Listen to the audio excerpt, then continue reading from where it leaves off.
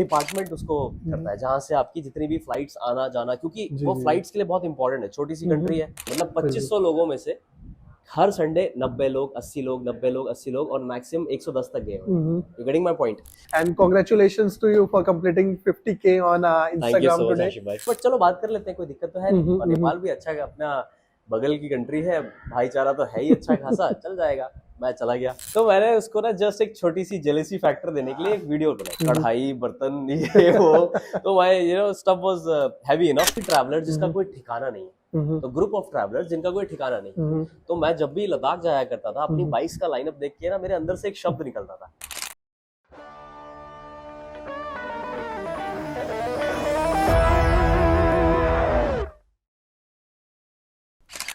Welcome to very first episode of Hashim Talks, and my name is Hashim, and here is with me Anirudh Pratap Singh, aka Rudra Shoots, and welcome to the Hashim Talks very first episode, Anirudh. Thank you Ashif भाई। So let's start with you first, as we are here for you only. तो कुछ अपने बारे में बताइए भाई। First of all, thank you so much Hashim भाई, for this invitation, and it's an honor to be here. मेरा नाम अनिरुद्ध प्रताप सिंह है, and people know me with the name of Rudra. Yeah. तो चैनल नेम है Rudra shoots. So basically it's all about, मतलब start हमने किसी और चीज से किया था, जी। But it's about rides only for the time being. Okay. तो Rudra shoots is basically any shoot, be it travel, be it any important और वैल्यूएबल शूट जिसमें हम कुछ इंपॉर्टेंस दे पाए लोगों को, तो दैट इज रुद्र शूट्स। और दैट्स द रीजन हमने जो सिंबल भी यूज किया था, इट रिजेंबल्स आर, क्योंकि R Indian rupee, the currency is the value. तो घूमने में बहुत पैसे लगते हैं।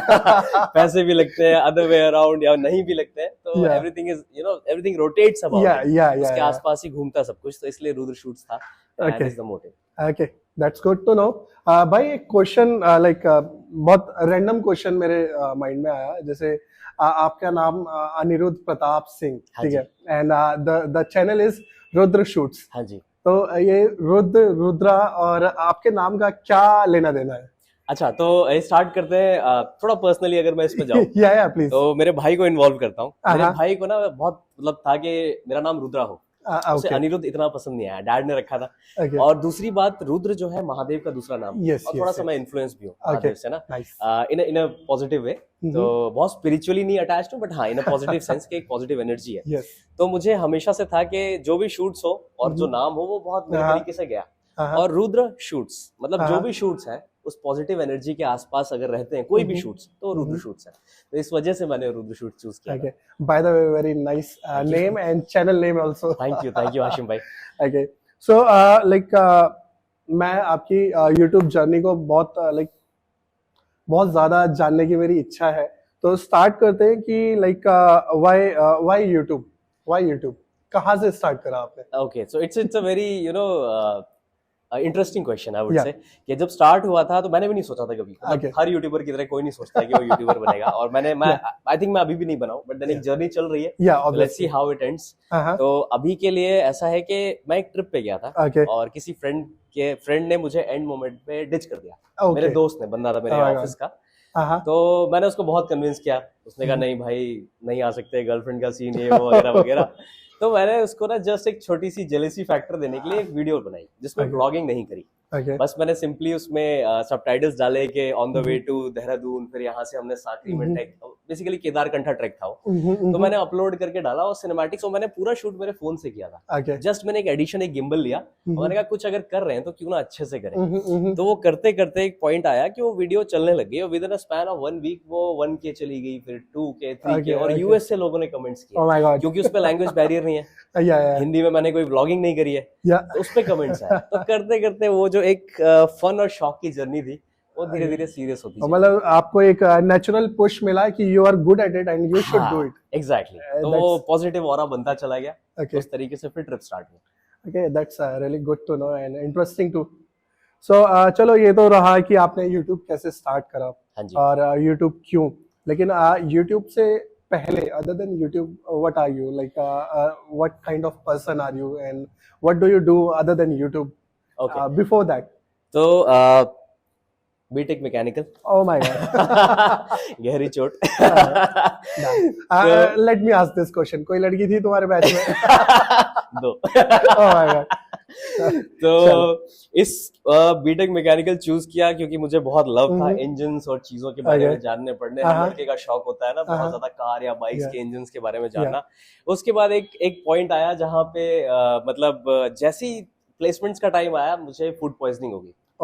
बचपन से ना मैं काफी ज्यादा वीक रहा हूँ, मतलब इम्यूनिटी वाइज। तो मैं कोप अप नहीं कर पाया, बाहर का खाना चीजें, और सारे अच्छी जितनी भी ऑर्गेनाइजेशंस और कंपनीज थी वहां के चली गई। अब मेरी जॉब नहीं लगी। तो मैंने कहा अब क्या करेंगे। आई गेस मैकेनिकल करके किसी की भी नहीं लगती है। मैकेनिकल में सोर्स तो सिर्फ सोर्स चलती है, वॉकिंग्स तो होते नहीं है। तो अब वहां लगा डिवास्टेटेड करियर, ये करियर अब गया, अब क्या करेंगे, पता नहीं क्या होगा। तो फिर हमने सोचा, थोड़ी तैयारी करी, गेट की प्रिपरेशन करी, कुछ नहीं हुआ। पढ़ने में एवरेज, ठीक है, मतलब 70% परसेंटाइल, और मेरा बहुत शौक भी नहीं था कि पढ़ाई में कंटिन्यू करूं, और मुझे भी नहीं पता था क्या करूंगा। तो करते करते एक पॉइंट आया जहाँ पे हमने क्या किया कि मैं दिल्ली आ गया मेरे भाइयों के साथ। भाई और सिस्टर मेरी दोनों मुझसे बड़े हैं, दे वर ऑलरेडी वर्किंग हियर। तो मैं यहाँ आया और मैंने सोचा कि क्यों नहीं बीटेक किया तो है, बट कब तक ऐसे चलेगा, मतलब फादर के उस पे ना कि वो दे रहे हैं पैसे मंथली, तो हमने जो सबके साथ होता है एक बीपीओ ज्वाइन किया, ठीक है। कॉल्स वगैरह ली वहां पे ना, प्रोसेस का मैं नाम नहीं लेना चाहूंगा बट वहां पे, लेकिन आई थिंक उसने ना पर्सनालिटी को बहुत निखारा बहुत अंदर से, मेरी पर्सनालिटी निकाली कि जो मैं बहुत इंट्रोवर्ट था, उससे मुझे पता चला किस टाइप के लोग हैं, किस सेगमेंट के लोग हैं, और वो बहुत प्रीमियम सेगमेंट था। जहाँ मेरी बात, it will be very surprising to tell you, like my very first job was a BPO. Actual में जितने भी सक्सेसफुल लोग हैं ना, उनकी पहली जॉब बीपीओ है। मैं अपने आप की बात नहीं कर रहा हूँ, बट मैंने बड़े लोगों की बहुत मैंने सुना, कहीं ना कहीं वो आपको सिखाता है सक्सेस, एज इन अगर आप उस पॉइंट को लेते हैं लाइफ में कि आपने जिंदगी को समझ लिया, मेरे हिसाब से वही सक्सेस है। बड़ा बनना तो वो तो बात की बात है। तो बहुत मतलब बीपीओ ने बहुत समझाया, संभाला कि कैसे चीजें होंगी और कैसे बात करनी है, लोगों तक अपनी बात कैसे रखनी है, किसको कितना समझना। और बॉर्न एंड ब्रॉट अप से, बॉर्न मेरा यहाँ पे हुआ है northern part of India, but brought up मेरा पुणे में हुआ है, साउथ में। तो थोड़ी सी कर्टियस नेचर। और आप देहरादून का कुछ बता रहे थे, तो how was the journey there? तो वहां से फिर देहरादून में मतलब सारा स्कूलिंग पुणे में हुआ। फिर आगरा शिफ्ट हुए, डैड केंद्रीय विद्यालय में टीचर है। फिर हम देहरादून गए, तो देहरादून में ग्रेजुएशन कर लिया मैंने। तो वहां से मुझे थोड़ी सी घूमने की लत लगी क्योंकि देहरादून सिटी भी ऐसी है, बहुत खूबसूरत स्पॉट्स हैं। बिल्कुल आई हैव बीन देयर। हाँ, तो फिर कॉलेज भी हुआ वहां से, और साथ साथ ये भी हुआ। करते करते फिर उसके बाद जॉब प्रोफाइल मैंने लिया। जॉब करते करते फिर एक पॉइंट आया जब मुझे लगा कि यार रोज ना जॉब को कोसना कि हम बीपीओ सेक्टर में हैं, मन नहीं लग रहा है। फिर खुद से ना एक सवाल पूछा कि यार रोज अगर अपने आप को शावर में लेते, सारे सवाल ना शावर में आते हैं शावर में या वॉशरूम में। वॉशरूम में। तो शावर लेते लेते ना एक सवाल आया दिमाग में कि अगर इतना ज्यादा क्रिटिसाइज कर रहे हो कि जॉब अच्छी नहीं है, तो क्यों कर रहे हो? तो क्यों कर रहे हो? क्योंकि किसी ने बुलाया नहीं। और अगर कर रहे हो तो उसको अच्छे से कर लो, नहीं तो आप अपना वक्त जाया कर रहे हो। बिल्कुल, है ना, टाइम इज मनी। बिल्कुल। तो उस दिन पता नहीं, शायद हाशिम भाई आप यू वोंट बिलीव, कुछ हुआ ऐसा कि मेरा ना नजरिया बदल गया। याद है, अच्छी सीख ऊपर वाले की देन मान लो, कुछ भी मान लो। तो उस दिन से ना ऑफिस में बहुत ज्यादा मन लगने लग गया। मैंने कहा यार अब 100% दूंगा जब तक एटलीस्ट यहाँ हूँ। ठीक है, जब बाहर जाऊंगा देखा जाएगा। फिर वहां मैंने 100% दिया। तो कोविड आते आते प्रमोशंस विद इन 6 मंथ्स बहुत अच्छा चला, सब कुछ सेटल होते गया। टच वुड, मतलब बोलना नहीं चाहिए लोगों के, कोविड में बहुत बुरा टाइम आया, मुझे प्रमोशंस और अच्छे इंक्रीमेंट्स हुए। फिर आता है एक दौर जहाँ पे थोड़ा सा सब कुछ कांस्टेंट होने लग गया। और कांस्टेंट होते होते फिर मेरे भाई ने कहा कुछ नहीं रखा जॉब में, या तो बिजनेस देख या यूट्यूब में पैसा है। ऐसा एक भाई मेरे हिसाब से सबकी जिंदगी में होना चाहिए। मेरे भाई ने बहुत पुश किया यूट्यूब के लिए मुझे ना। तो उसके बाद फिर मैंने कहा बात तो सही है। फिर हमने निकाली Safari. My brother owns a Safari Dicor, 2016 model. ठीक है, डाइकॉर स्ट्रॉम, हाँ नहीं डाइकॉर। डाइकॉर। तो उसके बाद हमने वो निकाली, कहीं से नहीं था कि बाइकर बनूंगा, लेकिन सफारी निकाली हमने, ट्रैवल स्टार्ट किया, उसमें घूमना फिरना किया। उसके बाद करते करते एक पॉइंट आया जब अब ऑफिस लाइफ को और ट्रैवल को यूट्यूब जहाँ शुरू कर दिया है, दोनों को बैलेंस करना बहुत चैलेंजिंग हो जाता है। I'm sure आपने भी मतलब कभी ना कभी किसी के मुंह से सुना होगा कि यार मेरा मैनेजर ना ऐसे बोलता है, तो ट्रैवल भी कर रहा है यूट्यूब से, आपकी इतनी इनकम आएगी नहीं। मतलब मोनेटाइज तो अब छोड़, इनकम छोड़ दो, मोनेटाइज भी नहीं हुआ होगा, लेकिन कहीं ना कहीं कोई ना कोई मैनेजर ना एक जेलस या फिर कोई एम्प्लॉय जेलस हो जाता है जो पीछे से ना आग लगाना शुरू कर देता है। तो मेरे साथ हुआ, मैं उसका शिकार बना। तो मैंने कहा, एक पॉइंट आया जब मैंने लद्दाख के लिए सिर्फ 10 दिन की छुट्टी मांगी, क्योंकि एक ड्रीम, जब तक धीमे धीमे ना मैं सफारी से with in span of 1 year मैं बाइकर पे आ चुका था, बाइक चलानी मैं सीख चुका था। तो लद्दाख ड्रीम करना था। मैंने 3 महीने पहले से छुट्टी के लिए अप्लाई किया और उन्होंने डिनाई कर दिया। Oh my God. तो 1 हफ्ता सोचने के बाद मैंने रेजिग्नेशन लिख के और परमानेंट 15 से 20 दिन का लद्दाख किया। आई थिंक वो टर्निंग पॉइंट था। लेकिन यहाँ मैं ये जरूर जानना चाहूंगा कि जो इतना फ्रस्ट्रेशन वाला रेजिग्नेशन था उस लेटर में एक्चुअली लिखा हुआ क्या था? उस जस्ट दैट आई क्विट या मुझे लद्दाख जाना? मैंने सिंपली एक स्टेटमेंट लिखा था कि बहुत पहले से चीजें प्लान करके मैंने आपको एक प्लानर दिया और आपने मुझे वहां पे अग्रीमेंट दिया, और जब वो पॉइंट आया और आप मुकर गए, I think that is sufficient for the resignation. तो बस इतना ही लिखा था मैंने, और ज्यादा फिर डिटेल नहीं। My like reason why I ask this question is कि जो मेरी फर्स्ट जॉब थी, and I was like top performer, this that, and वही घूम रहा है फिर रहा है, and that was the time I was like riding a lot, and सबको दिख रहा है कि हाँ 5 दिन ये काम कर रहा है और 2 दिन घूम रहा है, and someday I became like culprit for few things, जबकि मैं नहीं था। तो उस फ्रस्ट्रेशन में जब मैंने रेजिग्नेशन लिखा था वो इतना लंबा था मुझे लगा कि वो वक्त वहां जाया करने लायक नहीं है। I was already planning my Ladakh trip in my head। तो मैंने सिर्फ 2 लाइन का रेजिग्नेशन लिखा और मैं प्रिपरेशन में निकल गया। उसके बाद यू वोंट बिलीव, मैंने रिप्लाई का भी वेट नहीं किया। हाँ बिल्कुल। तो ये थी छोटी सी जर्नी, और उसके बाद फिर आगे आप जैसे जानना चाहें। तो भाई मेरे को ये बताइए, जैसे आपने बोला आपका जो YouTube चैनल है उसमें आप घूमना फिरना या फिर एक्सप्लोरेशन, बेसिकली एक्सप्लोरेशन के अराउंड आपका YouTube चैनल है, राइट? आपकी अगर मैं पहले तो मैं ये जानना चाहूंगा आपने कितने स्टेट यहाँ पे इंडिया में और नेशनल इंटरनेशनल कहाँ गए हैं आप? अच्छा, अभी तक जितना मेरा ट्रैवल है वो mostly northern part of India में ज्यादा हुआ है, और इंटरनेशनल मैंने नहीं किया, क्योंकि मुझे ना एक अंदर से बहुत सॉफ्ट कॉर्नर हो गया अपने इंडिया के लिए। नाइस। कि और स्पेशली आफ्टर कोविड, जब से वो कहते हैं ना कि जब आपको कोई चीज, अगर रोज पनीर मिल रहा है ना खाने को, तो आपको वैल्यू नहीं होगी। बिल्कुल। 10 दिन बंद कर दिया जाए ना, आपको लगेगा वाह कैसा भी टेस्ट हो, पर पनीर अच्छा है। सेम वे में जब तक कोविड नहीं था तब तक सब स्विट्जरलैंड जा रहे थे। बिल्कुल। जब वो बंद हुआ और आप सिर्फ कश्मीर और हिमाचल जाने में भी तरस गए, आई थिंक वहां से ना टूरिस्ट का जो टूरिज्म सेक्टर है बहुत बूम हुआ। और तब शायद ना मुझे भी सोशल मीडिया पे देखने मिला कि एक्चुअल में हमारा देश क्या है। उससे पहले मुझे रीलें या फिर कंटेंट देखने नहीं मिलता था कि कितना सुंदर वो है ना, पता ही नहीं था। हम क्या है, दिल्ली में रह लो या कहीं भी रह लो, हम तो मेट्रोपॉलिटन सिटी में रह रहे हैं, हमें पता ही नहीं कितना खूबसूरत है। फिर वो सरफेस पे वीडियोस मतलब उभर के आए कि देखो आप लोग कोविड में अपने घर में हो, हम तो पहाड़ों में बैठे हैं। लोकल्स ने कुछ ना कुछ डाला, तो पता चला कि मतलब अपना इंडिया बहुत सुंदर है। तो फिर मैंने कहा चलो लेट्स एक्सप्लोर। तो अभी के लिए for the timing I think 2.5 years होने वाला है ट्रैवल स्टार्ट किए हुए, और मोस्टली जो मैंने अभी घुमा है वो है नदर्न पार्ट, जिसमें ज्यादातर जो है 80% इन्वेस्टमेंट अपनी है। अब फॉर द पास्ट 10 months और सो स्पॉन्सर्ड ट्रिप्स होने लगी हैं। तो एक स्पॉन्सर्ड पे थोड़ा सा रिस्ट्रिक्शन हो जाता है, आप कहाँ जा सकते हैं, बट देन हमने एक प्लानिंग कर रखी है इन कमिंग April ओनली कि ऑल इंडिया राइड का, including Northeast and Ladakh. That's 75 very good to know. That's very good to know. So आपको कोई स्पेशल कवरेज वगैरह मिलेगा इसमें? Let's see. Motive is around क्योंकि मैंने लद्दाख से बहुत क्योंकि वो इंसिडेंट ऑफिस वाला लद्दाख के आसपास घूमा और लद्दाख की ना मतलब रीच और वीडियोस भी अच्छी गई। तो लद्दाखी लोगों ने भी बहुत प्यार दिखाया, लोगों ने भी बहुत अप्रोच किया कि आप लद्दाख गए, अपने एक्सपीरियंसेस बताइए, मुझे आपके साथ जुड़ना है, पूछना है, मैं जाना चाहता हूँ अपनी वाइफ के साथ। नॉट जस्ट यंगस्टर्स, मैं बोलूंगा फैमिलीज और अच्छे अच्छे जो well known people based in Dubai, उनका मेरे पास मैसेज और डीएम्स आए कि सर आप वहां गए हैं, मुझे प्लीज वहां का। तब मुझे लगा कि ये लाइफ मतलब बहुत छोटी है।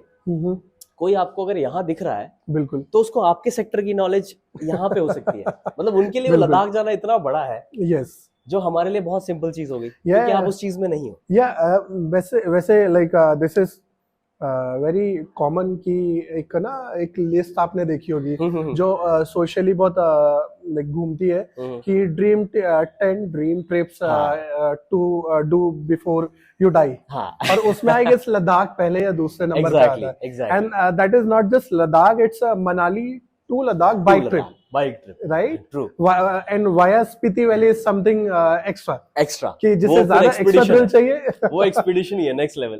तो भाई इतनी जर्नी आपने जैसे करी है या इतनी सारी जगह आप गए हो, तो कोई लाइक ऐसी जर्नी थी जिसे आप कभी नहीं भूल पाओगे?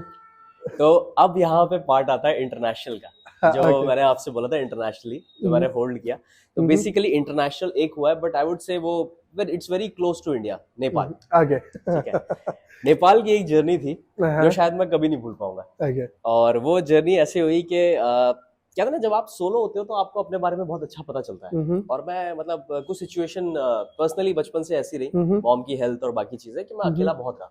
मॉम डॉक्टर्स मतलब हॉस्पिटल में एडमिट एंड ऑल, थोड़ा सा पर्सनल है, बट देन मैं एक बैकग्राउंड आपको दे रहा हूँ। तो काफी अकेले मतलब यंग एज से ना मुझे खुद अकेला रहना, खाना वाना बनाना, खुद को मैनेज करना, तो अकेला बहुत अच्छा लगने लग गया। तो मैंने कहा एक ना सोलो नेपाल ट्रिप करते हैं। सोलो तो और मैंने सोचा जितनी प्लानिंग करूंगा ना उतना मेरा दिमाग खराब होगा। उठाओ, तैयार करो प्लानर, निकल जाओ। तो मार्च 2023 में हमने सोलो नेपाल मतलब मैंने so you did a backpacking tour sort of 1 week में प्लानिंग। अब इसमें मेरे एक और फेलो क्रिएटर है, बट वो जो है उन्होंने मुझे काठमांडू ज्वाइन किया। तो सोलो वहां जाके 2 हो गए, बट देन बाइक पे सोलो मैं ही था। वो अपना बस से ट्रैवल करके आए थे ऐसे।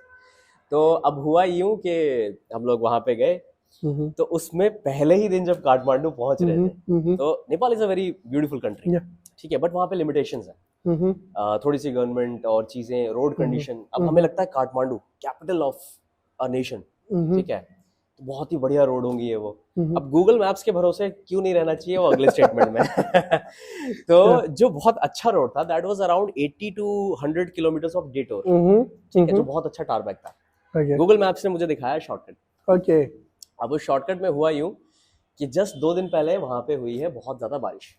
जहां से मैं चढ़ रहा हूँ वहां के लोकल्स को भी नहीं पता आगे का रास्ता क्या है। मैंने जिनसे पूछा कि काठमांडू का रूट, उन्होंने भी ऐसे हाथ दिखा दिया, चले जाइए।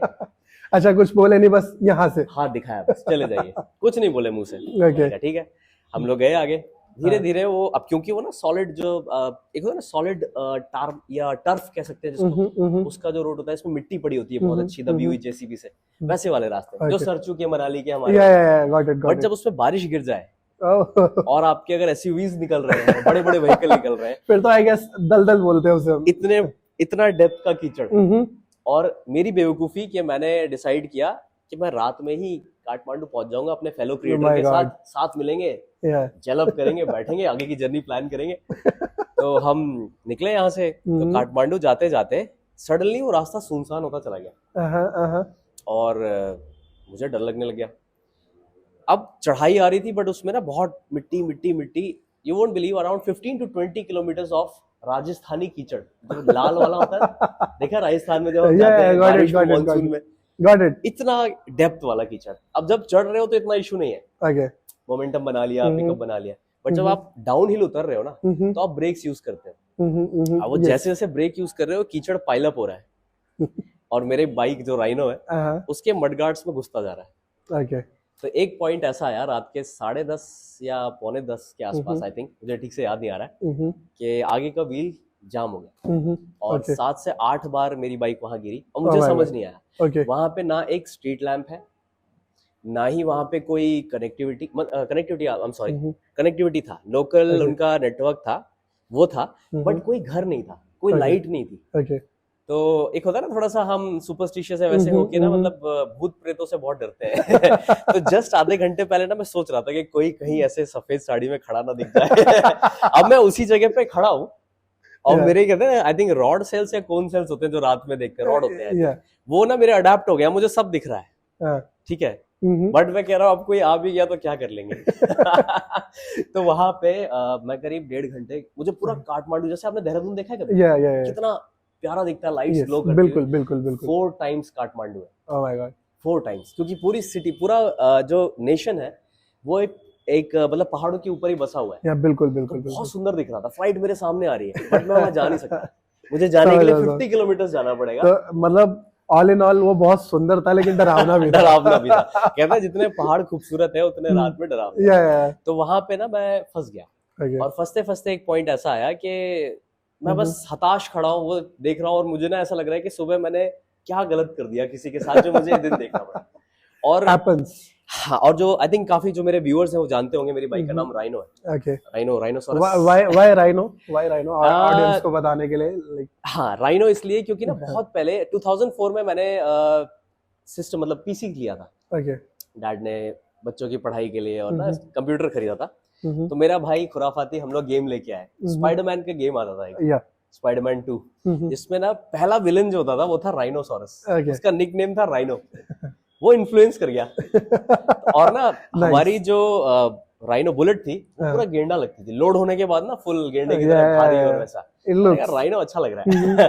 तो बस एक शॉर्ट वर्ड 5 अल्फाबेट्स और वैसे देख के मैंने राइनो रख दिया। अब उसकी आइडेंटिटी उससे पहले सिर्फ एक वैसा था बहुत, लेकिन जिस रात वो बाइक वहां गिरी थी ना, मतलब कहते हैं ना कि शायद घर में आपने कुत्ता पाला हो या डॉग हो, आप डॉग लवर हो, तो एक अफेक्शन होता है ना आपको। बिल्कुल। उस रात वो अफेक्शन हुआ कि ये यहाँ ना मतलब इसने मुझे फेल नहीं किया, मैंने इसको फेल कर दिया। मुझे नहीं लाना चाहिए था।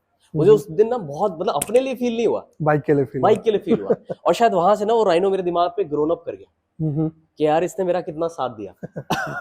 नहीं, टू बी ऑनेस्ट, एक ट्रिप पे जैसा मेरे को लगता है, जैसे मैं भी एक राइडर हूँ और मैंने भी बहुत राइड किया है, तो मेरे को ऐसा लगता है कि जब हम एक ट्रिप पे होते हैं और जब हम लाइक अपना घर, अपने दोस्त यार, अपनी जिंदगी पीछे छोड़ के किसी ट्रिप पे गए होते हैं और कुछ एक्सप्लोर कर रहे होते हैं, उस टाइम पे वाकई में सिर्फ दो ही चीजें होती है, या तो मेरी बाइक या एग्जैक्टली। और वो बॉन्ड बहुत नेक्स्ट लेवल है। जहां आप खड़े होते हो ना, मतलब मेरे ख्याल से ना वो बहुत बोल्ड पोज होता है कि किसी माउंटेन पे आप खड़े हो और आप आगे देख रहे हो और बगल में आपकी बाइक। बिल्कुल बिल्कुल। मतलब ऐसा होता है ना, मैंने आपको पिक्चर दिखाया था अपना। मैं माउंटेन को देख रहा हूँ, मेरी बाइक है। exactly. वो बहुत बोल्ड पोज होता है कि मतलब आपका कंपेनियन आपके साथ। बिल्कुल। तो वो चीज ना मुझे बहुत मतलब अच्छा लगा और वहां से ना वो बन गया। बट उसके बाद क्या हुआ, 1.5 घंटे बाद लोकल्स, मतलब मैं कंटिन्यू कर रहा हूँ नेपाल का किस्सा। 1.5 घंटे बाद लोकल्स आए, 4 बंदे आए और शायद मेरी एज के आसपास ही थे। उनको इंग्लिश आती थी, हिंदी प्रॉपर्ली नहीं आती थी। They were kind enough। वो फॉर्मल्स पहन के एक पार्टी में जा रहे थे। उनको भी नहीं पता था कि ये रूट इतना खराब हो गया 2 दिन के अंदर। वो जा रहे थे आई थिंक नीचे साइड पे ना, कहीं काठमांडू से नीचे किसी पार्टी में। उन्होंने मुझसे पूछा कि ब्रदर व्हाट हैपेंड। मैं बिल्कुल ही ऐसे ना उनके आगे उनके बोनट पे ऐसे गिर गया। I am exhausted. मैं बाइक उठा रहा हूँ फिर गिर रही है, क्योंकि वो एक एंगल आ गया था, उस एंगल पे गिरी और मुझे नहीं पता चल रहा है क्यों गिर रही है। आई थॉट वो पावर ड्रॉप हो गया कुछ, बट वो व्हील चोक है आगे का, उसमें वर्डगार्ड में बहुत मिट्टी है और अंधेरा है, दिख ही नहीं रहा। तो वो लोग आए, उन्होंने मेरी हेल्प की और उन्होंने फिर मतलब इतने अच्छे थे वो, मतलब गॉड ब्लेस, शायद हो सकता है वो देख भी रहे हो। तो उन्होंने अपने पूरे फॉर्मल सूट्स उतार के और अपना ऊपर करके अपने हाथों से ना वो कीचड़ मडगार्ड से सारा निकाला और उन्होंने मतलब 1 घंटे का टाइम देके मुझे वहां से रोड पे ला। और रोड पता है सिर्फ और सिर्फ 60 मीटर्स आगे, 15 किलोमीटर में पार कर चुका था। सिर्फ 60 मीटर्स आगे टारमैक था, बट वो दिखा नहीं नाइट की वजह से। वो जब मैं इतना टूट गया था, मैंने कहा भाई मैं नहीं चला पाऊंगा। वो कह रहे भाई हम brother will push you just sit on the bike. तो उन्होंने लोडेड आई थिंक अराउंड 280 और 260 केजीज की बाइक, क्योंकि मैं बहुत कुछ ले गया था, कैंपिंग इक्विपमेंट्स, कढ़ाई, बर्तन, ये वो। तो my stuff was heavy enough. तो उन्होंने पुश करके रोड पे निकाल के फिर थोड़ा बहुत बॉटल से पानी डाल के और निकाला। बहुत उन्होंने हेल्प की और उसके बाद मैं पहुंचा काठमांडू। 1 दिन लगा उस बाइक को रिपेयर करने में। ठीक है, आई थॉट सब कुछ अच्छा हो गया है, अब एंजॉय करेंगे नेपाल। एक app I think Annapurna conservation area something like that, मुझे एग्जैक्टली नहीं पता है। तो उसको एक ऐप कहते हैं। अन्नपूर्णा की जो वर्ल्ड की 8 आई थिंक 10 हाईएस्ट पीक्स जो 8000 मीटर्स के ऊपर है। आई थिंक 8 जो है वो नेपाल के अंदर। तो उसके अंदर एक ऐप रीजन के अंदर आई थिंक 5 आती है अन्नपूर्णा बेस कैंप के आसपास। तो वो यू वोंट बिलीव इतनी मैसिव दिखती है ना। कभी मनाली से आपने सिसु का पहाड़ देखा है? उसका आप 4 गुना कर दीजिए। इतना खूबसूरत ऐसे खड़ा हुआ ना पीक दिखता है आपको। तो उस रीजन में हम आ गए थे और मेरे पास था ड्रोन। तो 2 दिन बाद हम जैसे तैसे कैंपिंग करके, मैं अपने फेलो जो क्रिएटर थे उनके साथ मिला, हम लोगों ने सब कुछ ठीक किया, बाइक्स ठीक करी, आगे बढ़े गए और उसके बाद जाते जाते कैंपिंग भी की, इंटरनेशनल फर्स्ट कैंपिंग। मतलब पार्शियली सोलो कह सकते हो, बट राइडर के लिए सोलो, बट साथ में वो भी था भाई, उन्होंने अपना अलग टेंट लगाया था, मैंने अपना अलग, तो पार्शियली सोलो कैंपिंग हमने करी। और उसके बाद अच्छा दिन फिर आगे बढ़े और रोड बद से बदतर होते चले गए। तो भाई एक क्वेश्चन पूछना चाहूंगा, लाइक कैंप तुम्हारा अपना था या लाइक रेंट करा था? अपना कैंप। मैंने जब लद्दाख की ट्रिप करी थी, जो मैंने आपको बताया, जब मैंने जॉब क्विट किया था उस time I think around 25 to 30,000 का हमने सेटअप लिया था। इसमें 2 कैंप थे, एक 3 पर्सन एक 6 पर्सन। तो कैंपिंग की अच्छी स्टडी कर ली थी हमने। तो इक्विपमेंट्स ले लिए थे। तो भाई जब कैंप हम लाइक मैं यहाँ रुक गया हूँ, मेरे को कैंप करना है, मेरे को कैंप लगाना है, तो कुछ चीजें ऐसी हैं जो हमें ध्यान देनी पड़ती है, like just for knowledge, may be कोई देख के समझ जाए, कुछ सीख जाए। True, right. तो कोई ऐसी चीज आप देखते हो कि एरिया सेफ होना चाहिए, ग्राउंड थोड़ा हार्ड होना चाहिए, या पानी, बारिश, कुछ ऐसा, वाइल्ड एनिमल्स, क्योंकि उन जगहों पे बहुत कुछ होता है। तो सबसे पहली चीज अगर मैं आपको बोलूं जो कैंप लगाने के लिए इम्पोर्टेंट है, मतलब मेरे एस्पेक्ट से, आई एम नॉट एक्सपर्ट, मैं कोई एक्सपर्ट नहीं हूं इसमें, बट मैं अपने एस्पेक्ट से बताऊं। Still you survived. Still I survived. तो आई थिंक वो है आपका वाटर स्ट्रीम। एक क्लीन सोर्स ऑफ वाटर जो आपको वहां मिल रहा हो, क्योंकि एक आप कितना भी, नो मैटर आप 20 लीटर्स 30 लीटर्स कितना भी पानी आप अपने साथ ले आओ, ठीक है, चाहे आपने बाइक के सैडल बैग्स में बांध के, बिल्कुल, एक पॉइंट पे जरूरत पड़ती है। और जो रनिंग वाटर आपके सामने है वो क्लीन है, बट उसमें कितने हार्ड और हेवी मिनरल्स हैं, आपका स्टमक डाइजेस्ट कर सकता है या नहीं। आई थिंक आप ऑलरेडी जिम कोच इंस्ट्रक्टर है, यू बेटर नो इट, मुझे बताने की जरूरत नहीं है। तो उसमें मतलब मुझे लगता है कि वो बहुत इंपॉर्टेंट एस्पेक्ट है। उसके बाद फिर आता है कि नियर बाय कनेक्टिविटी, कि अगर एक इमरजेंसी आती है तो नियरेस्ट विलेज कितना दूर है, और अगर उस नियरेस्ट विलेज में हम बाय फुट जाते हैं, पैरों से जाना पड़े, मतलब हमारा व्हीकल फंस गया है, नहीं जा पा रहे, तो आसपास के एनिमल्स लोकल से पूछ लेना कि उसके लिए आपके पास क्या वेपन होना चाहिए। फ्लेम गन अगर आपके पास है तो बहुत अच्छा है, क्योंकि जितने भी एनिमल्स हैं वो फ्लेम से बहुत डरते हैं। तो बहुत सिंपल एक कैन आता है, उसके ऊपर फ्लेम थ्रोअर आता है, आप वो लगा के बहुत इजीली यूज कर सकते हो। जैसे आप टक करोगे फ्लेम निकलनी शुरू अभी अभी मेरे को ऐसा लग रहा है ये मेरे पास होना चाहिए। क्या हुआ था, मैं अल्मोड़ा गया था, अल्मोड़ा नैनीताल से थोड़ा ऊपर। हाँ।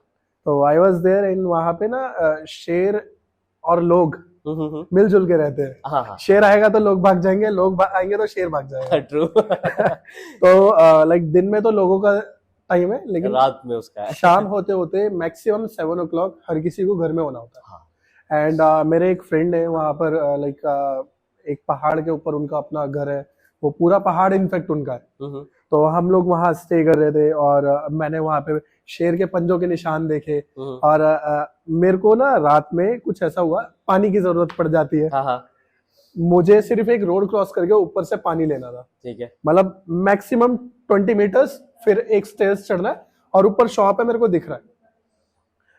लेकिन अब मैं वहां पे नया हूँ, अब मेरे को पता है शेर आ जाता है।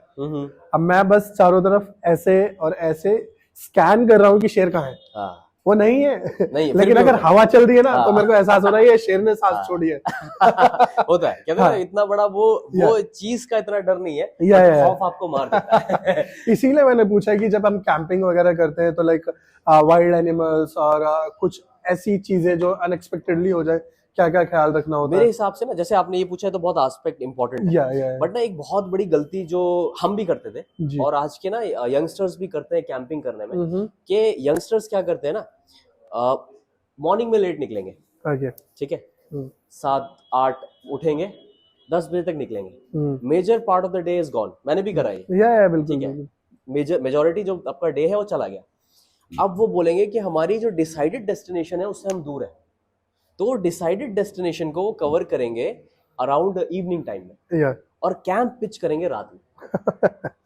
वो सबसे ना बेकार डिसीजन होता है, क्योंकि रात में ना आपको कुछ नहीं पता है ना। अगर आप जहां रहते हैं उस गली में मैं पहली बार मुझे कोई आंख पे पट्टी बांध के रात में छोड़ दे, मुझे डर लग जाएगा। बट मैंने अगर दिन ढलते हुए देखा है तो मुझे पता है कि आसपास क्या है, बिल्कुल कितना सेफ है। ये अगर आवाज आ रही है तो यहाँ पे एक बर्ड बैठती है, यहाँ एक कुत्ता रहता है, राइट, एक डॉग है या कुछ है, तो मेरे हिसाब से जो कैंपिंग का बेस्ट टाइम है ना, आप 3 बजे लोकेशन ढूंढना स्टार्ट करो, मतलब डिपेंडिंग अपॉन ये दिल्ली की सिचुएशन। अगर आप नेपाल में है जहाँ 5:30 5:15 सनसेट होता है, तो 2 बजे ही आप लोकेशन ढूंढनी स्टार्ट कर दो, क्योंकि यू वोंट बिलीव 5:30 5:45 नेपाल में सब कुछ ब्लैक आउट हो जाता है। बिल्कुल बिल्कुल, मैं मार्च की बात कर रहा हूँ, बाकी कैलेंडर का नहीं पता, हो सकता है कोई कोट कर दे हमारा व्यूअर कि भाई ऐसा नहीं है। नहीं, अगर नहीं है तो आप हमें बता भी हाँ, बता भी सकते हैं। आप हमें कमेंट सेक्शन आपका है, आप बताइए हमें कहाँ पे क्या हो रहा है। We will be very happy to no.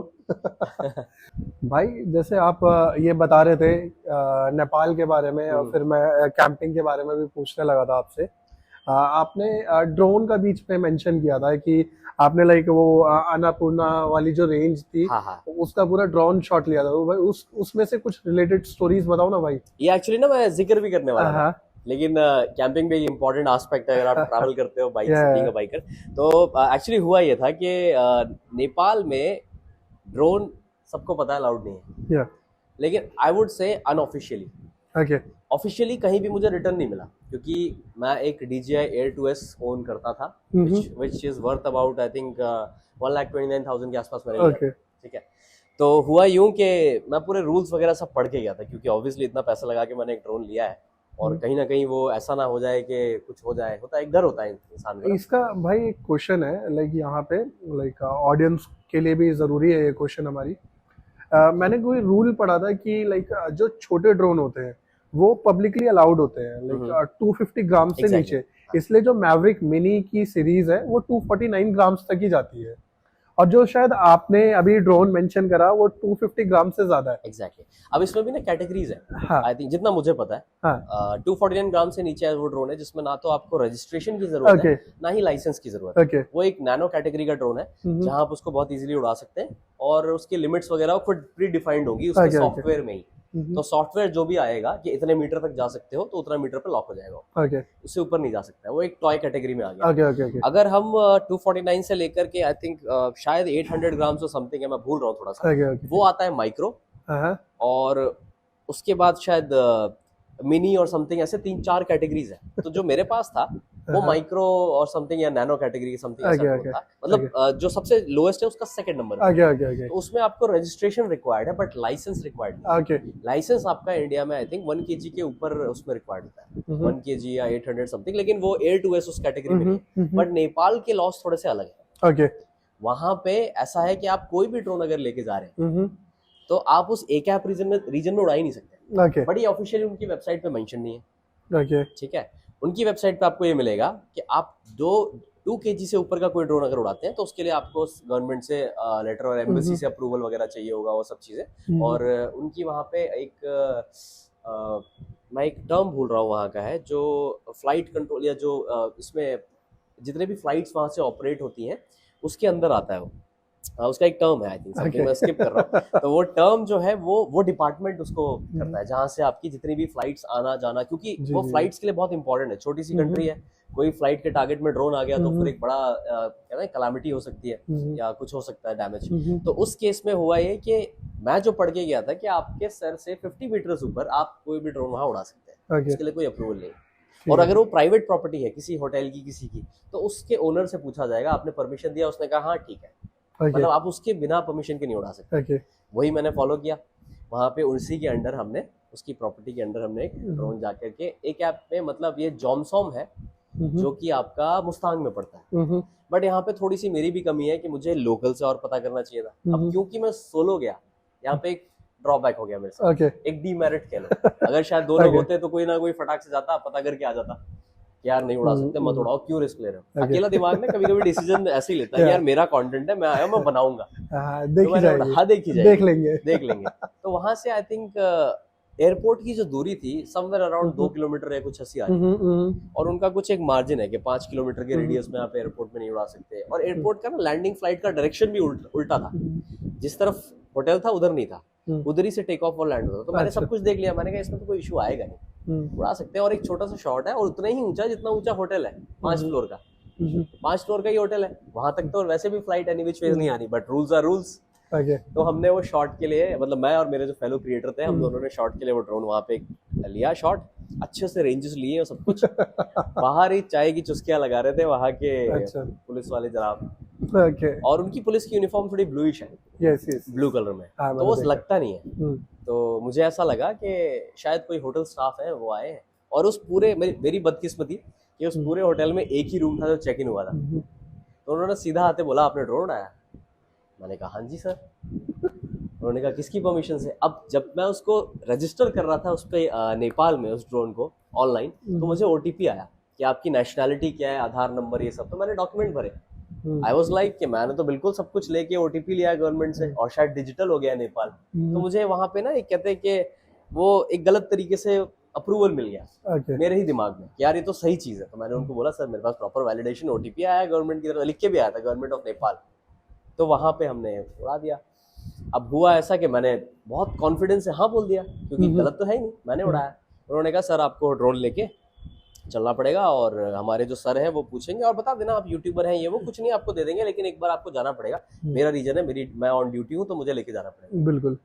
और वो कहते हैं इसका बाकी सेटअप कहाँ है? तो मैंने कहा मैं यही लेके आया हूँ, एक बैटरी एक रिमोट। मुझे फिशी लगा। मैंने कहा बट चलो बात कर लेते हैं, कोई दिक्कत तो है नहीं, और नेपाल भी अच्छा है, अपना बगल की कंट्री है, भाईचारा तो है ही अच्छा खासा, चल जाएगा। मैं चला गया, बात की वहां जाके जब बात हुई तो पता चलता है कि उन्होंने वहां तो टेबल से टर्न कर दी। वहां जाके नेपाली में कुछ बात की, वो मेरे से रूड हो गए। उन्होंने एक फॉर्म फिल कराया, नेशनैलिटी क्या है, ये क्या है, वो क्या है, और आपने एक क्राइम किया है।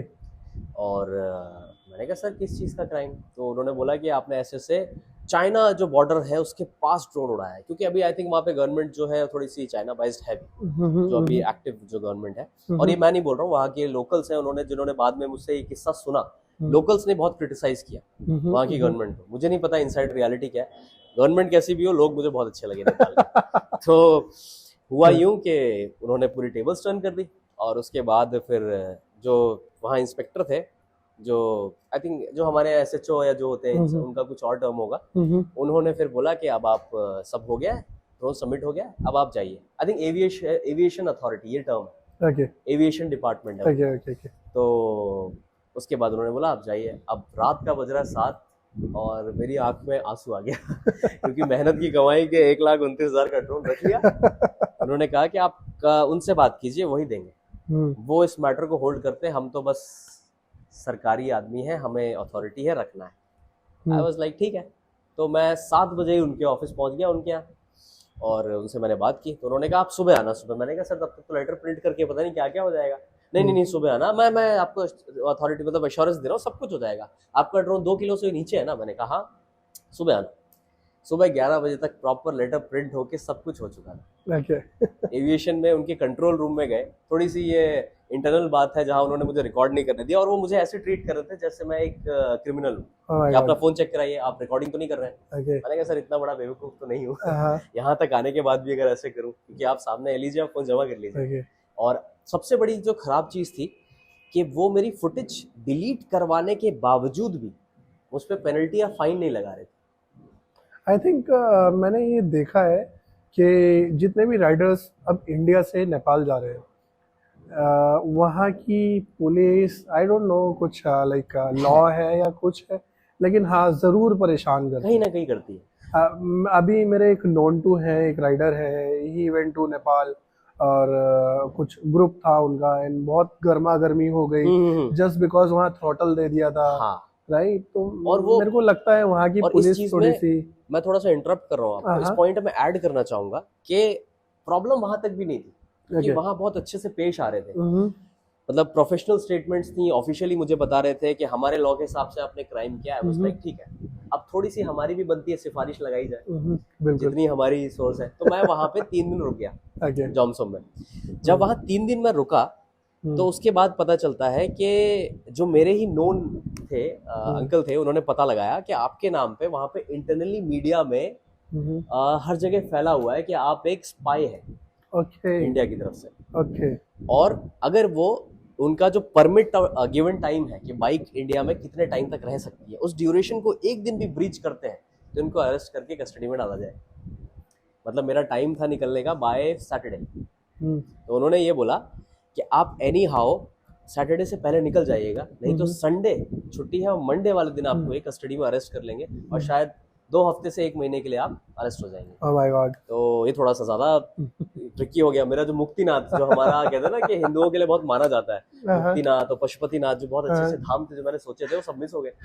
तो मुझे उस समय ड्रोन की वैल्यू अपने उस सिचुएशन से बड़ी लगी। बिल्कुल बिल्कुल। अब मैंने सोचा वहां से जितना ड्रोन तो एक और कमा लेंगे, अगर धब्बा लग गया तो वो कैसे मिटेगा। और दूसरी बात, धब्बा भी चलो एक अलग बात है, जो फैमिली को मेंटल लेवल पे टॉर्चर जाएगा कि क्या करने बेटा निकला था और क्या कर रहा है, और वो भी घर से इतनी दूर, घर से दूर, और दूसरी कंट्री में, दूसरी कंट्री जहाँ पे लॉ दूसरे, जहाँ आपके जो कहते हैं ना 1 रुपए की जगह 10 खर्चना पड़ता है। बिल्कुल बिल्कुल, क्योंकि यहाँ आपका कोई वश या कंट्रोल नहीं कर सकते। तो वो चीज कुछ ऐसी हुई कि जब ये सब हुआ तो फिर मैंने मतलब जरूरी समझा कि वहां से निकला जाए।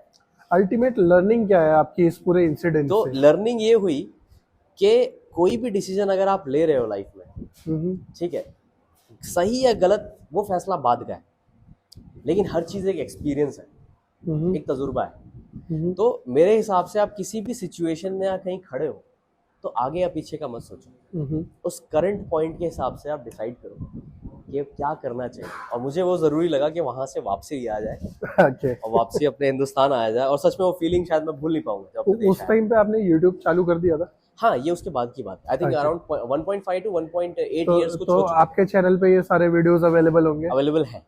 ओके। बट मैंने वो उतना नेगेटिव तरीके से थंबनेल से उसको उतना हाइप करके नहीं बताया। फिर भी like it was a good story, good learning. So I would request our audience कि जाएं और आप जरूर इस स्टोरी को एटलीस्ट एक्सप्लोर करें। आई गेस आपके लिए सीखने के लिए बहुत कुछ है, या लाइक आपको दिखेगा किस बुली की मैं बात कर रहा था। Yes, it is happening, it is happening. और उसके बाद काफी लोगों ने मुझे अप्रोच किया कि यार नेपाल सच में इतना सेफ नहीं है। मैंने कहा नहीं, नेपाल सेफ है, बट कुछ चीजें हैं जो आपको समझनी पड़ेंगी। या बिल्कुल बिल्कुल। हर तरीके के मतलब हर जगह के एक नॉर्म्स है। जैसे एक बहुत सिंपल सी कहावत है। तो भाई जैसे सॉरी आई एम इंटरप्टिंग, मेरे माइंड में अचानक से कुछ आया। जैसे मैंने पूछा था कि आपकी बेस्ट स्टोरी क्या होगी, और वो नेपाल हमारा इतना लंबा चला गया। लाइक आपने इतना एक्सप्लोर किया या इतनी सारी जगह देखी, इतनी प्लेसेस को विजिट करा, बेस्ट स्टोरी के काउंटर में वर्स्ट स्टोरी कौन सी है आपकी? क्या मैं वर्स्ट भी इसे ही मानूं? आप इसे ही मान सकते हैं। क्योंकि कहते हैं ना कि कोई चीज अगर आपको बुरे दौर से निकालती है तो वही तो आपको बेस्ट बना रही है। हाँ, ये भी है बिल्कुल। तो बाकी तो सारे बहुत हेल्दी और अच्छे एक्सपीरियंसेस है, जहाँ से हम खुशी चेहरा लेके आए। ये मिक्स इमोशन था। एक पल मैं खुश और एक पल उदास। Got it. सो वो कहते हैं ना फर्स्ट एंड लास्ट टाइम, तो बेस्ट एंड द वर्स्ट। चलो अच्छा है, आई एम रियली हैप्पी कि आपने अपना एक्सपीरियंस शेयर करा हम लोग के साथ। मैं कभी गया तो ड्रोन नहीं उड़ाऊंगा। कोई नहीं उड़ाता है अब। काफी लोग गए और ड्रोन घर पे रख के गए मुझसे पूछ के। अच्छा भाई, एक क्वेश्चन और था मेरा। जैसे आपने अपनी यूट्यूब जर्नी कैसे स्टार्ट करी, हमें वो बताया, और आपने अपना लाइक एक्सपीरियंसेस शेयर करे। मैं like it is a big question for people who like want to start this YouTube, और जो कुछ करना चाहते हैं। Like I really want to know कि क्या चैलेंजेस आपने फेस करे स्टार्टिंग में, और कैसे कैसे आपने उन चैलेंजेस को ओवरकम करा when it comes to your YouTube journey? Okay, तो जब आप कुछ स्टार्ट करते हो ना तो हमारे दिमाग में बहुत बड़ा मिथ है YouTube को लेके कि कंटेंट क्वालिटी बहुत ऊपर होनी चाहिए। और जो जिसमें जब मेरा प्रमोशन हुआ, मैंने आपको बताया था जॉब के टाइम पे, मैंने 4 महीने एडिटिंग में दिए सीखने के लिए, स्टार्ट करने से पहले, कि पहले वो प्लेटफॉर्म और चीजें सेट हो। बट मेरा ये लर्निंग है उसको लेकर के कि rather than कंटेंट क्वालिटी और जो आप इतना दे रहे हो, उससे अच्छा ये है कि आप रियल रहो। बिल्कुल। क्योंकि फर्क नहीं पड़ता आप क्या कैमरा क्वालिटी यूज कर रहे हो, किससे शूट कर रहे हो, अगर आप अपनी ऑडियंस से कनेक्ट कर रहे हो तो कंटेंट अपने आप चल जाएगा। बिल्कुल बिल्कुल। तो जितने रियल आप रहोगे उतना आप चल जाओगे। मेरे केस में एक फ्लॉ ये बना कि मैंने बहुत अच्छी एडिटिंग सीख ली, लेकिन जब कोई उसको देख रहा है तो उसको सोच रहा है कि रुद्र शूट्स, ये तो ऑलरेडी एक टीम है, इनका तो शूट अच्छा ही आएगा। अगर नहीं भी आ रहा तो क्यों देखें, किसी और को देखें। ये मुझे रिव्यूज मिले हैं बेस्ड ऑन दैट। चलो तो आई होप आपने कुछ सीखा ही होगा अपने एक्सपीरियंसेस से। एग्जैक्टली। तो अब मैं कोशिश कर रहा हूँ कि जो मैं खुद हूँ बी रियल, कि लोगों को पता चले कि मैं ऐसा। अगर मैं एक कंपैरिजन करना चाहूँ, लाइक जब आपने यूट्यूब अपना स्टार्ट करा था और आज जहाँ आप हैं, तो like how would you rate yourself, right? या आप क्या बोलना चाहेंगे कि किस तरीके से आप इवॉल्व हुए या क्या आपने सीखा है?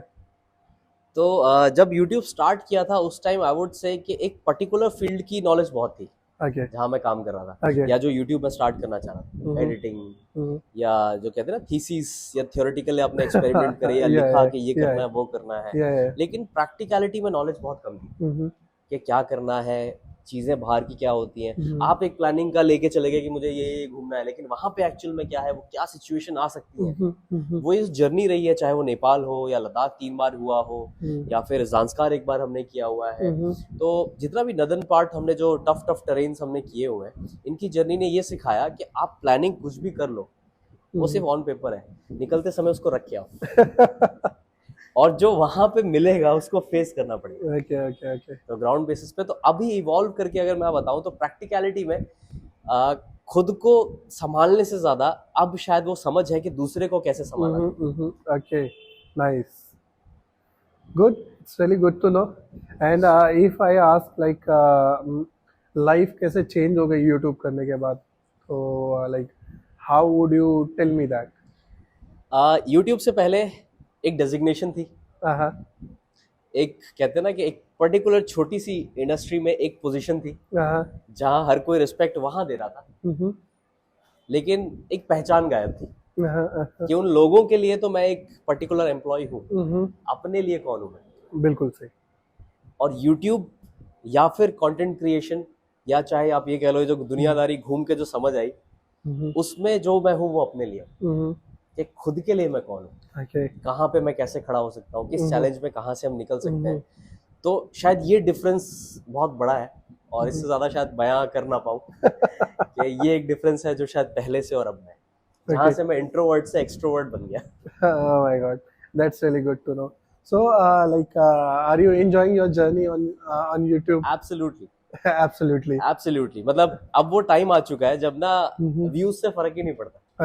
अब मजा आता है कि जितने भी मतलब चाहे वो व्यूअर 1 हो, चाहे 100 हो, चाहे लाख हो, लेकिन अगर वो एक अप्रिशिएशन दे दे तो मजा आ जाता है।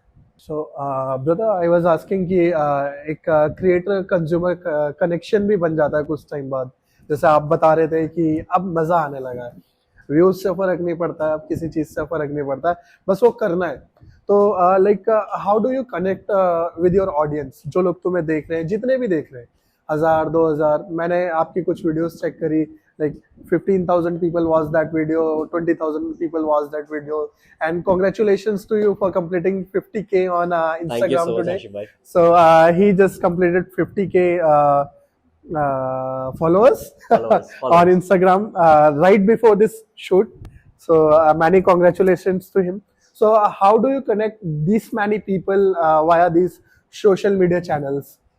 So I would like to start from के जब आप कोई चीज करने जाते हो ना, तो लाइफ ना कभी भी आपको प्लानिंग के हिसाब से चलती हुई दिखेगी नहीं। आप कभी भी कुछ भी करने जाओ, लाइफ हमेशा अनप्लान्ड जाएगी। तो जैसे आपने बोला कि YouTube स्टार्ट किया, मैंने सोचा YouTube पे ऐसे रहेंगे, ऐसे करेंगे, ये करेंगे, बट वो प्लानिंग कुछ खास चली, मतलब कुछ वीडियोस ये कर दूंगा, वो कर दूंगा, वो कर दूंगा, कुछ वीडियोस लाख शूट हो गई, कुछ वीडियोस 1K भी नहीं टच हो रही है। तो वहां पे ना एक आपका डिमोटिवेशन आता है। और शायद मैं ये ऑडियंस के लिए भी कहना चाहूंगा कि ये आता है, ये आप अकेले नहीं हो, अगर आप ये कर रहे हो तो ये बहुत लोग, मतलब हम जैसे लोग भी, आई एम श्योर आप भी ये करते होगे, ये फेस करते हैं, ये वाला हम इसको फील भी करते हैं कि डिप्रेशन वाला फेज आता है कि यार इतना मेहनत करके हमने कंटेंट बनाया, चला नहीं। तो उस टाइम ऐसा होता है कि शायद ना हमें गो विद द फ्लो करना होता है, कि जो फ्लो आ रहा है उसमें बहो। अगर हम अपने आप को रोक देंगे तो वहां पे आप ना रुकने शुरू हो जाते हो। इंस्टाग्राम के साथ वही हुआ। नेपाल के इंसिडेंट के बाद इंस्टाग्राम में लोग जो थे, जो मेरे ऑडियंस में फॉलोअर शुरू हुए, वो इंटरेस्टेड थे जानने में कि आप अभी क्या कर रहे हो, लाइव अपडेट्स। तो मैंने छोटा, क्योंकि मेरे हिसाब से मैंने रुद्र शूट्स की एक वैल्यू बनाई थी, वैल्यूएबल शूट्स, जहां कुछ भी डेली बेसिस ऐसा नहीं आएगा। एवरी कंटेंट और any content which I put should have some value, ठीक है, उसकी एक वैल्यू होगी और वो वैल्यू के हिसाब से डिलीवर होगा उस कंज्यूमर के पास कि उसको कुछ मिले। वो हर वीडियो में होता हुआ नहीं दिखा, तो थोड़ा सा डिमोटिवेशन भी आता है। फिर इंस्टाग्राम पे मैंने बिना सोचे सब कुछ डालना शुरू किया कि अभी हम यहाँ पे हैं, ये कर रहे हैं, चिल, मस्ती, मजाक, कभी कभी रील्स डाल दी वैल्यूएबल भी, बहुत हाई क्वालिटी बना के, जो मैंने एडिटिंग थोड़ा बहुत सीखा था, और कभी कभी बिल्कुल रॉ भी डाल दिया कि आप ये भी फील करो। तो मुझे दिखा कि इंस्टाग्राम बहुत बूस्ट होना शुरू हुआ। और फिर आता है वो पॉइंट जहाँ पे नेपाल की इंसिडेंट के बाद लोगों ने मुझसे कहा कि आप एक मीटअप कीजिए, हम भी आपसे रिलेट कर पा रहे हैं कि हमारे जैसे एक व्यू और मतलब एक क्रिएटर का ड्रोन वहां पे सीज हो गया।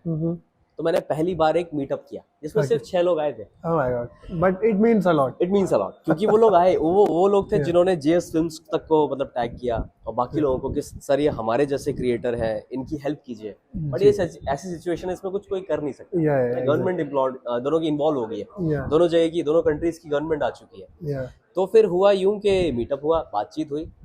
वो ड्रोन तो चलो नहीं मिला आज तक, लेकिन जो प्यार मिला वो बहुत ज्यादा मिला लोगों का, और लोग जुड़ना शुरू हुए। तो मैंने संडे मीटअप्स रखे। और फिर दिमाग में एक चीज आती है कि इस संडे मीटअप से इन लोगों को एक वैल्यू दी जाए। जो आज से पहले मैं कंटेंट अपने लिए बनाता था, अब मैंने उल्टा करना शुरू कर दिया कि हम एक छोटा सा ग्रुप कम्युनिटी बनाते हैं जो राइडर्स कम्युनिटी है। क्योंकि मेरी तरह बहुत लोग रिलेट कर रहे हैं, भाई मेरे पास तो ड्रोन है भी नहीं, फिर भी मुझे वो दुख फील हुआ बिल्कुल कि कभी होगा तो क्या होगा अगर चला जाए। मेरे पास ड्रोन नहीं है लेकिन पैसे तो है और वो पैसे डूबेंगे तो अच्छा नहीं लगेगा। तो फिर हुआ यूं कि दिल्ली एनसीआर में एक नॉर्मली मीटअप हम करते रहे, और हर संडे हमने मीटअप प्लान करते करते इंस्टाग्राम पे अपडेट्स हमने डाले जी। और इंस्टाग्राम की अपडेट्स डालते डालते हमने थोड़े से हमारे सब्सक्राइबर्स तो उस टाइम कम थे, फॉलोअर्स 10 के हो गए। इंस्टाग्राम पे रीच अच्छी मिली। फिर हमें मिलता है ब्रॉडकास्ट चैनल का ऑप्शन जी। तो ब्रॉडकास्ट को हमने क्रिएट किया रुद्र शूट्स काफिला नाम से, कि हमारे रुद्र शूट्स फैमिली के मेंबर्स। तो काफिला आपको पता है, एनीवन, कोई भी ट्रैवलर जिसका कोई ठिकाना नहीं है, तो ग्रुप ऑफ ट्रैवलर्स जिनका कोई ठिकाना नहीं। तो मैं जब भी लद्दाख जाया करता था, अपनी बाइक्स का लाइनअप देख के ना मेरे अंदर से एक शब्द निकलता था, बिल्कुल काफिला हमारा कितना अच्छा लगा, बिल्कुल तो दिल से निकलता था कि यार काफिला क्या लग रहा है। तो वो अपने आप मुंह पे ना वर्ड बैठता चला गया, और मेरी ऑडियंस ने भी मेरी वीडियोस में देखा, तो लोगों ने बोला कि रुद्रा भाई आपके मुंह से काफिला बहुत मतलब दिल से निकलता है। तो मैंने उस ग्रुप को नाम दिया रुद्र शूट्स काफिला, और उसका डेडिकेटेड पर्पस रखा कि हम संडे को मीटअप्स करें। जो ऑडियंस है जो बैठी है, जिसने मुझे फॉलो किया है, वो कभी आके हमारे साथ हमारे ग्रुप का मतलब पार्ट बन जाए। बिल्कुल मैं कोई इतनी बड़ी हस्ती नहीं हूँ कि मेरे साथ बैठो, बट देन आप उस ग्रुप का हिस्सा बनो, जो लद्दाख गया था या जो नेपाल के लिए कभी सोच रहा है आगे दोबारा जाएगा। Come and listen to our stories. हाँ, तो एनीवन, मतलब अब हमारा मोटिव ये है कि कोई भी ग्रुप जो जाता है वो काफिला है। Oh my God. तो चाहे वो लद्दाख जा रहा हो, चाहे वो अपनी उत्तराखंड की राइड है, चाहे वो अभी ऑल इंडिया प्लान हो रहा है, तो आप वो मेंबर प्राउडली कह सके कि मैं काफिला। So like a very random question, अभी इस काफिले में कितने लोग हैं? इस काफिले में अगर वर्चुअली आप कनेक्टेड मेंबर, क्योंकि वो broadcast connected members I think 2500 हो चुके हैं। Okay nice. और maximum at a given day हमने जो मतलब सिर्फ एक मैसेज मीटअप लोकेशन कि आप यहाँ पे इतने बजे मिलने आइएगा, हम एक राइड करेंगे दिल्ली एनसीआर में, लेपर्ड ट्रेल या यहाँ की या कोई कैफे इन नोएडा, तो मैक्सिमम जो हमने नंबर ऑफ बाइक्स हिट किए in a given day that is 98। That's really good number. 110 people. So सिर्फ उस पर्टिकुलर 1-1.5 घंटे की राइड के लिए लोग आए। नहीं बिल्कुल बिल्कुल, it's really good to know कि वो काफिला जो लाइक 6 लोगों से एक इंसान ने चालू करा, 6 लोगों, 7 लोग, 8 लोग, 10 लोग, 100 लोग, 2500 लोग तक भी पहुंचा हुआ है, right. So I really wish you luck कि आप ऐसे ही ग्रो करते रहे। अभी लाइक अभी कैसी लाइफ चल रही है? अभी क्या रूटीन है, क्या चलता है? अभी रूटीन ये है कि मेनली जो फोकस है वो है कि कुछ उस काफिला मेंबर्स को कुछ दिया जाए। जैसे रिसेंटली 10 के जब मेरे सब्सक्राइबर्स हुए, तो मैंने सोचा था, मतलब अब एक लाइफ चेंज हो चुकी है पर्सनल से, अब इन्फ्लुएंसर वाले उसमें आ गए कि हर दिन एक नया चैलेंज होता है कि हम अपने मेंबर्स के लिए क्या कर सकते हैं, या इस कम्युनिटी का नाम और अच्छा कैसे कर सकते हैं। जो बाइकर कम्युनिटी कहीं कहीं बहुत बदनाम है, बिल्कुल बिल्कुल बिल्कुल, तो हम उसको कैसे इम्प्रूव कर सकते हैं। तो पहला जो हमारा आस्क होता है कि काफिला मेंबर्स जो भी आ रहे हैं, सिर्फ 15% ऑफ द ऑडियंस जो उस गिवन डे पे मीटअप में आती है वो रिपीटेड होती है। रिमेनिंग 85 to 80% जो हमारे लोग आते हैं वो हर दिन नए होते हैं। मतलब 2500 लोगों में से हर संडे 90 लोग 80 लोग 90 लोग 80 लोग और मैक्सिमम 110 तक गए यू गेटिंग माय पॉइंट। तो वो रोटेशन में आते रहते हैं। बिल्कुल बिल्कुल। तो इस बार वो आए थे, अगले संडे वो, मतलब 2500 का बफर है, उसमें से हर दिन 90-90। तो अभी तक हमने आई थिंक 15 और 20 और संडेज हो चुके हैं हमारे मीटअप दिल्ली में। तो अब जो हमारा प्लान ये है कि 10K हमारे यूट्यूब के हिट हुए और आज जैसे आपने बताया कि 50K इंस्टाग्राम हो गए। तो मैंने प्लान रखा था कि कुछ अच्छा किया जाए।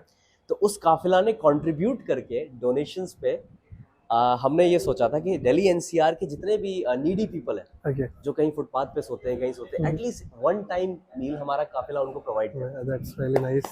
तो really nice, thank you so much. तो नेक्स्ट जो कमिंग 3rd मार्च ऑफ जो संडे आ रहा है, उसमें हमारी राइड नहीं होगी, उसमें ये एक्टिविटी। तो just one I would try to like join you. I would, especially would love to invite you. Sure. I will be there. क्योंकि वो भी एक बहुत अच्छा और ऐसा इवेंट है कि हम कुछ अच्छा कर सकते हैं। That's like जब आप ह्यूमन कॉज के लिए कुछ करते हो ना, आफ्टर डूइंग समथिंग, अपने लिए मेहनत करी, कहीं पहुंच गए, किसी मुकाम पे पहुंच गए, राइट, कुछ स्टार्ट करा 0 से 1 पे आ गए या 0.5 पे भी आ गए, and then you start thinking about this human cause. I think that's something जहां हम एक्चुअली पहुंचना चाहते हैं। वो वहाँ एक सुकून आता है। बिल्कुल बहुत अच्छा सुकून आता है कि अपने लिए तो करा, पर कुछ लोगों के लिए भी। बिल्कुल वही है ultimately what I want to do is I want to do something for human cause, right. और when you start thinking like that, you are actually a human being, right. That's very good to know. So जाते जाते कोई आखिरी suggestion, कोई कोई बात, कोई किस्सा या कोई लर्निंग आपकी इस पूरी जर्नी में से हमारी ऑडियंस के लिए? एक ही चीज बोलना चाहूंगा कि काफी लोगों का मैसेज मेरे पास आता है कि भाई मुझे भी आपकी तरह ट्रैवल करना है, आपकी तरह क्रिएटर बनना है, मैं भी व्लॉग्स डालना चाहता हूँ, यूट्यूबर बनना चाहता हूँ। तो उनके लिए ना सिर्फ एक सजेशन ये है कि वो दिखता बहुत अच्छा है दिखने में, बट रियलिटी थोड़ी सी डिफरेंट होती है। तो शायद मैं घर में सबसे छोटा हूँ, यंगेस्ट हूँ। आई एम ब्लेस्ड कि इतने ज्यादा फाइनेंशियल क्रंच नहीं था।